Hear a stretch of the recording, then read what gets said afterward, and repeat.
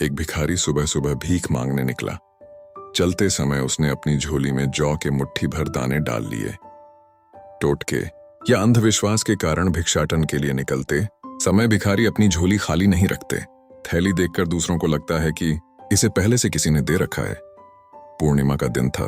भिखारी सोच रहा था कि आज ईश्वर की कृपा होगी तो मेरी यह झोली शाम से पहले ही भर जाएगी। अचानक सामने से राजपथ पर उसी देश के राजा की सवारी आती दिखाई दी। भिखारी खुश हो गया। उसने सोचा, राजा के दर्शन और उनसे मिलने वाले दान से सारे दरिद्र दूर हो जाएंगे, जीवन संवर जाएगा। जैसे जैसे राजा की सवारी निकट आती गई, भिखारी की कल्पना और उत्तेजना भी बढ़ती गई। जैसे ही राजा का रथ भिखारी के निकट आया, राजा ने अपना रथ रुकवाया, उतरकर उसके निकट पहुंचे। भिखारी की तो मानो सांसें ही रुकने लगीं, लेकिन राजा ने उसे कुछ देने के बदले उल्टे अपनी बहुमूल्य चादर उसके सामने फैला दी और भीख की याचना करने लगा। भिखारी को समझ नहीं आ रहा था कि क्या करे। अभी वह सोच ही रहा था कि राजा ने पुनः याचना की।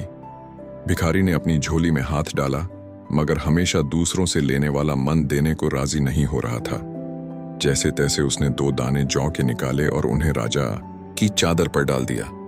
उस दिन भिखारी को रोज से अधिक भीख मिली, मगर वे 2 दाने देने का मलाल उसे सारे दिन रहा। शाम को जब उसने झोली पलटी तो उसके आश्चर्य की सीमा न रही। जो जौ वह ले गया था, उसके 2 दाने सोने के हो गए थे। उसे समझ में आया कि यह दान की ही महिमा के कारण हुआ है। वह पछताया कि काश उस समय राजा को और अधिक जौ दी होती, लेकिन नहीं दे सका, क्योंकि देने की आदत जो नहीं थी